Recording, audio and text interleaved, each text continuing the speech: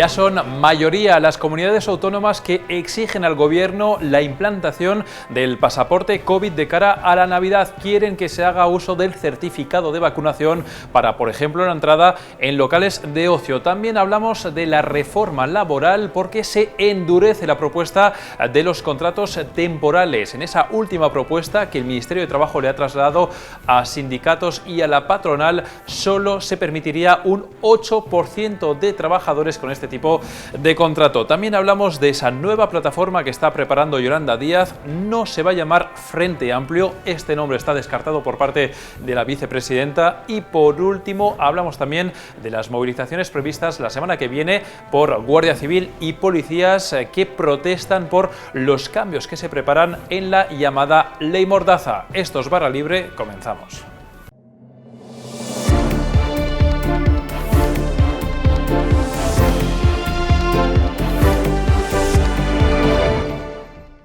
Y comenzamos esta edición de Barra Libre y lo hacemos hablando del coronavirus porque sigue subiendo poco a poco esa incidencia que ya se sitúa al borde de la barrera de los 100 puntos, está en 96, más de 6.000 contagios diarios ahora mismo en España. Por eso hay muchas comunidades autónomas que están pensando en pedir la utilización del pasaporte COVID en sus territorios. Por eso queremos hablar con nuestro compañero, con Borja Negrete, que está precisamente en el Ministerio de Sanidad. Ya te vemos, Borja, porque más de 30 millones de habitantes en España a día de hoy podrían verse afectados por esas solicitudes de las comunidades autónomas. Eso es, Alberto. Empieza a haber ya un run que cada vez está más extendido entre las comunidades autónomas. De hecho, ya son mayoría las que estarían a favor de que se estudie la implantación de un pasaporte COVID para poder entrar a bares, restaurantes, cines, teatros. Hemos hablado con ellas y al menos 11 comunidades autónomas están a favor de que el Ministerio de Sanidad empiece a tomar medidas en este sentido. Estamos hablando de las principales regiones de España, las que tienen más población, como Cataluña, Andalucía, Madrid, Comunidad Valenciana y hay muchas otras que, lo que digo, se muestran tajantes en este sentido. ¿Qué ocurre del otro lado, del Ministerio de Sanidad, que justo estamos aquí delante de él? Pues de momento esquiva este debate. No ha querido responder a las preguntas de Voz Populi al respecto y además tampoco ha trasladado este tema a la ponencia de expertos. Recordemos que es el primer paso antes de que se implante cualquier medida COVID, porque esta ponencia es justo anterior a la Comisión de Salud Pública, que a su vez es la que lleva luego los temas al Consejo Interterritorial. Por tanto, digamos que Sanidad se mantiene silente al respecto cuando ya son 11 comunidades autónomas, una población de 38 millones de habitantes que quieren que se mueva ficha en este sentido. Pues esa es la información de nuestro compañero Borja Negrete, la pueden ampliar en Voz Populi. Hay 3 certezas, Borja. Es la primera, que el coronavirus poco a poco va a peor en España. Segundo, que en nuestro entorno, en nuestros países, está bastante peor que aquí, con restricciones cada vez más importantes. Y 3, que tenemos ese puente de diciembre y las Navidades a la vuelta de la esquina. Así que habrá que estar muy atentos. Borja Negrete, muchas gracias por tu información. Muchas gracias, Alberto. Un abrazo.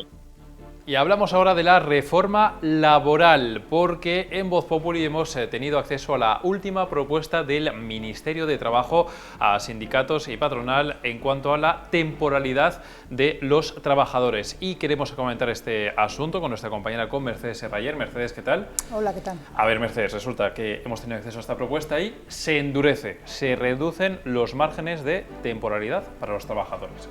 Así es sorprendente porque la última propuesta que hablaba de unas tasas del 15 fue mal recibida por los sindicatos y se iba a hacer una nueva propuesta, que es lo que se recibió ayer.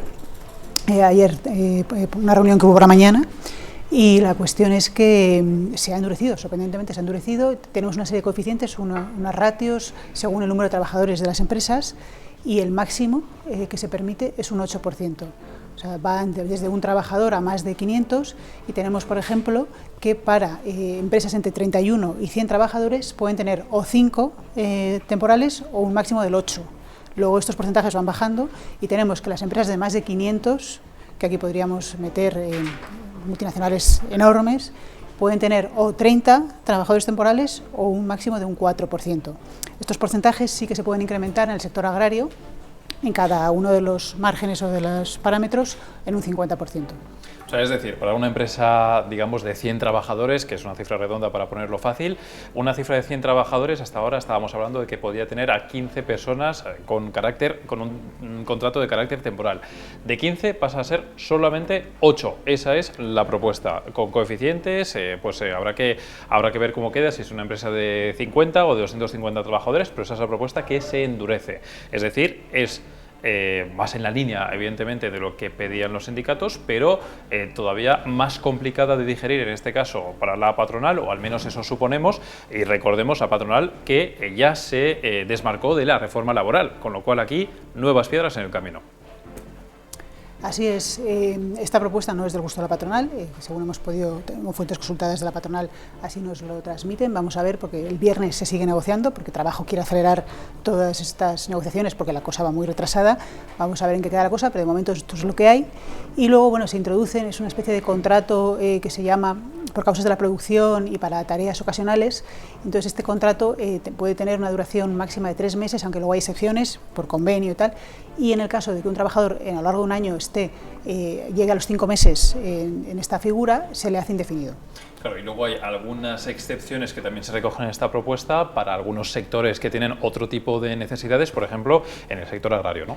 Así es. El sector agrario puede incrementar todos estos porcentajes en un 50%, pero bueno, las fuentes conocedoras de la realidad del tejido productivo y de este sector y del mundo empresarial consideran que son unos parámetros muy, muy bajos también para el sector agrario.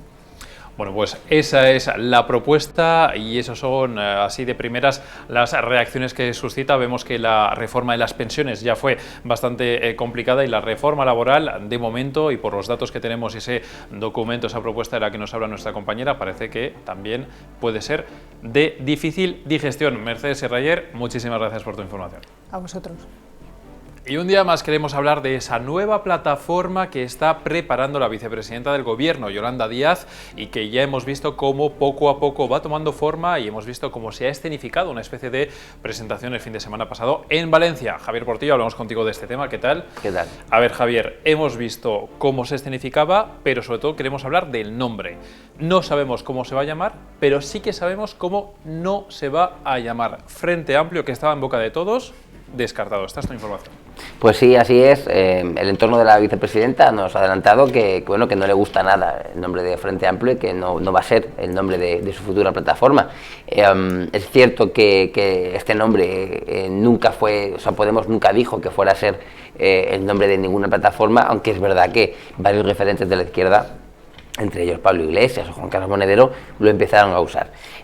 Entonces, bueno, el caso es que no gusta, no gusta nada y no va a ser Frente Amplio. No va a ser Frente Amplio, intuimos que por varias razones, ¿no? Porque es verdad que Frente Amplio, aquí lo habíamos hablado en alguna ocasión, tenía algún tipo de connotación y conllevaba algún tipo de simbolismo, había relaciones, ¿no?, con este término. Igual por ahí puede ser una de las razones por las cuales no acaba de convencer. Bueno, fuentes moradas nos comentan que hay una parte de Podemos a la que este nombre nunca le gustó, por la connotación, tiene una connotación guerra civilista, ¿no? Les recuerda a Frente Popular y es algo de lo que quieren huir.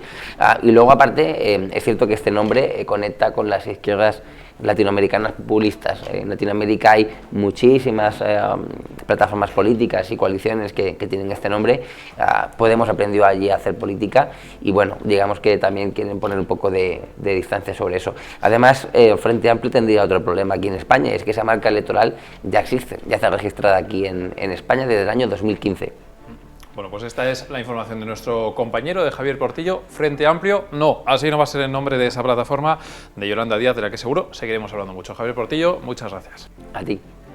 Y la semana que viene habrá importantes movilizaciones en las calles españolas. Queremos hablar de este asunto con nuestro compañero, con Gonzalo Araluce, que ya nos acompaña en este programa de Barra Libre, porque Gonzalo es nuestro experto en asuntos de interior y son precisamente los representantes de la policía, de la Guardia Civil, quienes han convocado estas protestas, estas manifestaciones, Gonzalo, para protestar en contra de esos cambios previstos por parte del Gobierno en la Ley de Seguridad Ciudadana, la llamada Ley Mordaza. Gonzalo, ¿por qué protestan tanto la policía como la Guardia Civil? ¿Qué es lo que quieren transmitir al Gobierno?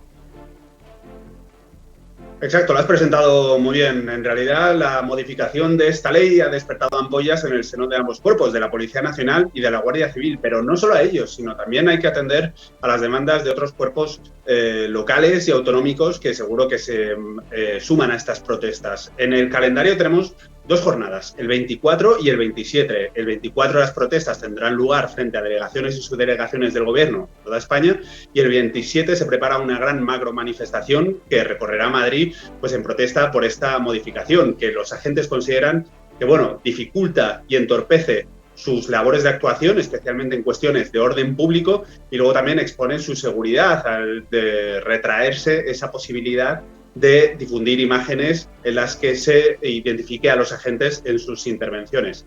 Entonces, sindicatos y asociaciones de ambos cuerpos han mantenido sus discrepancias a la hora de organizar estas convocatorias. De hecho, la celebración de 2 jornadas parte de esas discrepancias internas que han mantenido. Ahora tratan de cerrar filas, pero en Voz Populi les hemos ofrecido la oportunidad de a todos los representantes sindicales y asociativos de ambos cuerpos con representación en los consejos de la Policía y de la Guardia Civil que manifiesten su opinión. Y coinciden en un punto: no van a parar.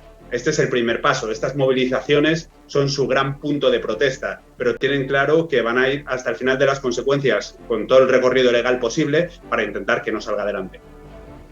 24 y 27 de este mes, esas son las 2 primeras fechas, como dices tú. Habrá que ver si luego se producen más movilizaciones. Esto dependerá evidentemente de la respuesta que tengan por parte del Gobierno. Gonzalo, ¿cuál es el margen que puede haber de maniobra para recular de alguna manera en estas y hacer caso de estas solicitudes de los cuerpos de seguridad del Estado? Pues en este sentido yo creo que tenemos que atender a 2 ámbitos. Por un lado, el legislativo. Todavía no se ha cerrado la ley, todavía no se han escrito estas modificaciones, y lo que representantes sindicales y asociativos reclaman es que se tengan en cuenta sus demandas, que todavía haya una mesa convocante en la que se les surja a presentar sus disposiciones y que el Gobierno atienda estas peticiones para que tenga el mayor consenso posible. Pero luego, por otro lado, también tenemos que atender el escenario político. El Partido Popular ha dicho que recurrirá a la modificación de la Ley de Seguridad Ciudadana, también conocida como Ley Mordaza, en caso de que salga adelante esta modificación. Veremos si eso tiene recorrido, porque ya el Tribunal Constitucional en su día avaló la implementación de la Ley de Seguridad Ciudadana tal y como la conocemos ahora. Entonces, ahora retraernos a la posición anterior no parezca que tenga impedimentos legales, pero aún así el Partido Popular considera que debe recurrirlo al Constitucional en caso de que así sea. Entonces, los agentes de ambos cuerpos atienden ambas posibilidades, pero sobre todo se centran en la primera, ¿no? En que se atiendan sus peticiones y que haya ese margen de negociación para implementar los requerimientos que ellos consideran necesarios. Pues Gonzalo Araluce, que ha hecho una recopilación de cuáles son las opiniones de los principales sindicatos, de las asociaciones, de quienes cuidan de nosotros, de la Guardia Civil y de la Policía, ese artículo que podemos leer hoy en Voz Populi. Gonzalo, muchísimas gracias por tus explicaciones. Gracias a ti, como siempre. Un saludo. Y con esto concluimos esta edición de Barra Libre. Muchísimas gracias por haber estado ahí. Volveremos con más contenidos.